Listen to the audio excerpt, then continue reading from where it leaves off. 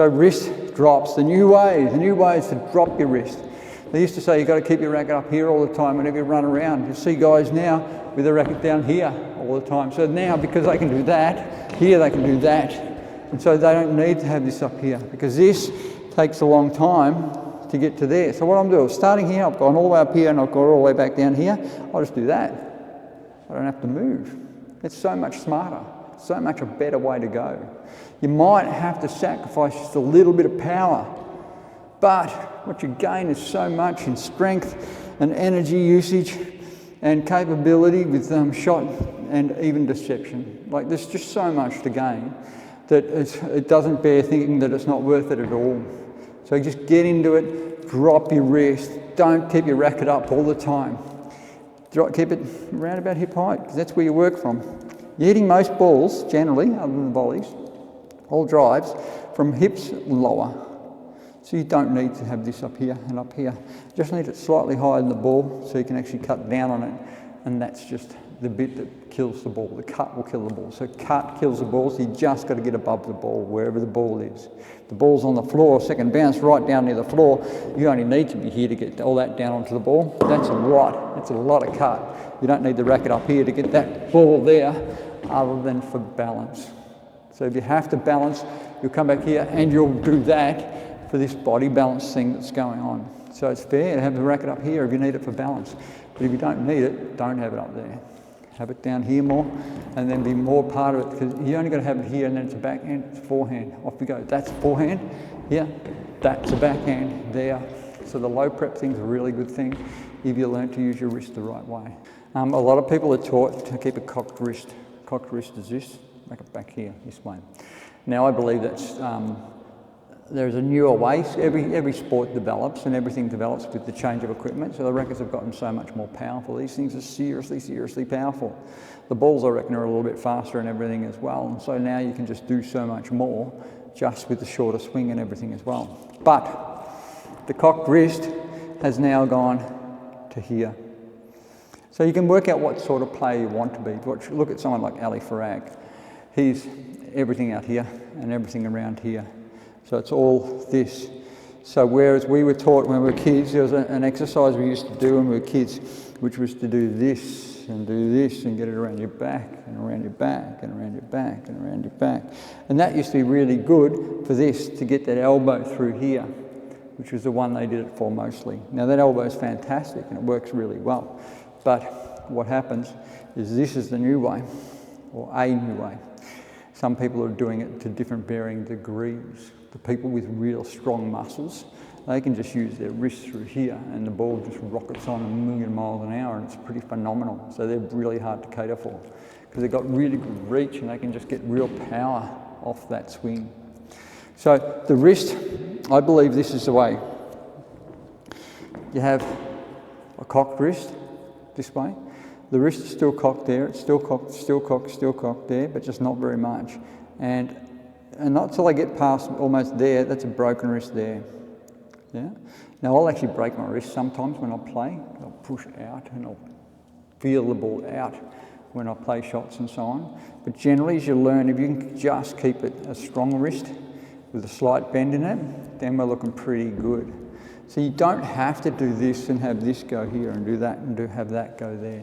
You can just do this bit, just have it what's called, I call it a loop swing. So you can just have it go there, and it's just beautiful. The ball's not super warm, but it made to the back without any trouble whatsoever. And it was really simple. And it actually lessens the amount of work you need to do with your body. So the new way is to look after your body more, not be under stress. It used to be that you were taught to get around the ball and get down here and come down here and hit the ball like that. And that was the one that used to be in the magazines, where they just come through and they hit like that. Now, I teach to stand up, open stance, stand up, drop your wrist, hit the ball here. Why would I do this all the way down to here, that's there, when I can do this here? I'm hitting on full extension when the ball's really close to me, because I've dropped my wrist to an extension of my arm. And I'll get massive power out of that because it's a full extension hit.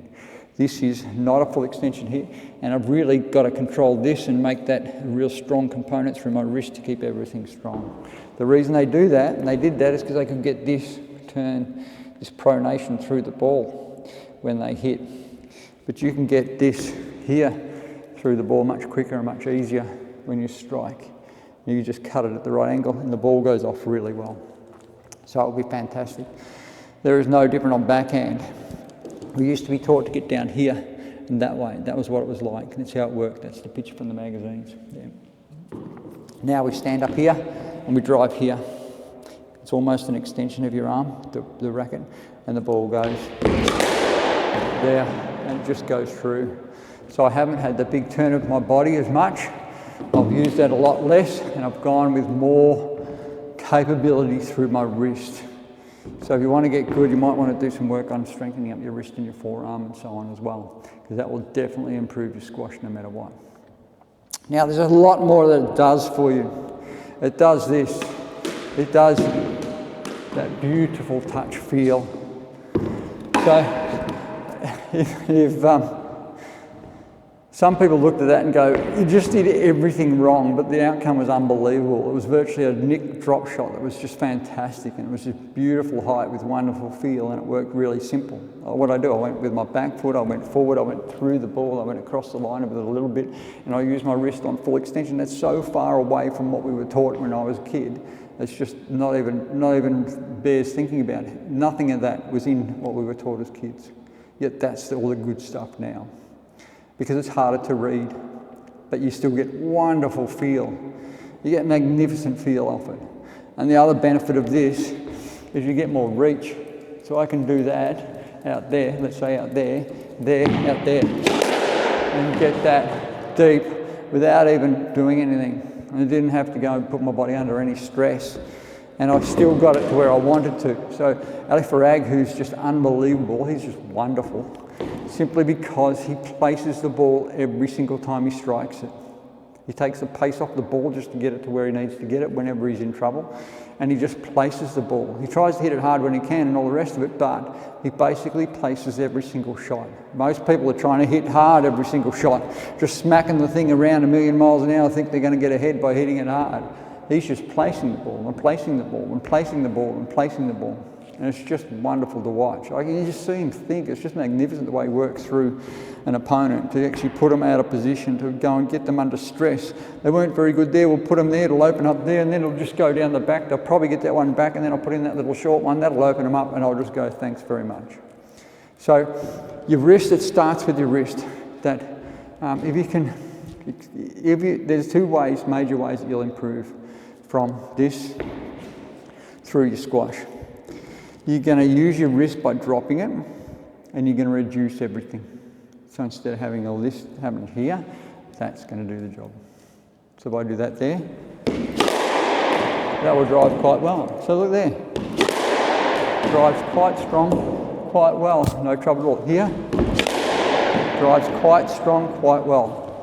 No trouble at all. Minimum effort, minimum turn, and you can just do that. Means you can just do so much more for so much longer and get such a better outcome from everything.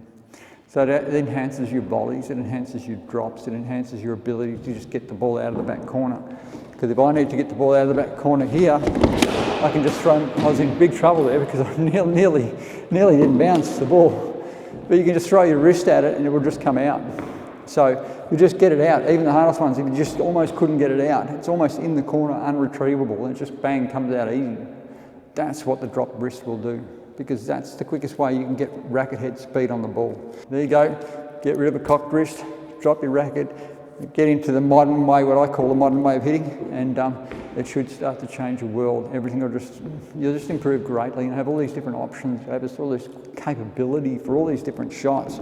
It's the angle of racket which dictates the direction of ball, not the turn of your body, or not the line of your swing. You just open the face and it will go over that way. You close the face and it will go over that way. That's how it all works.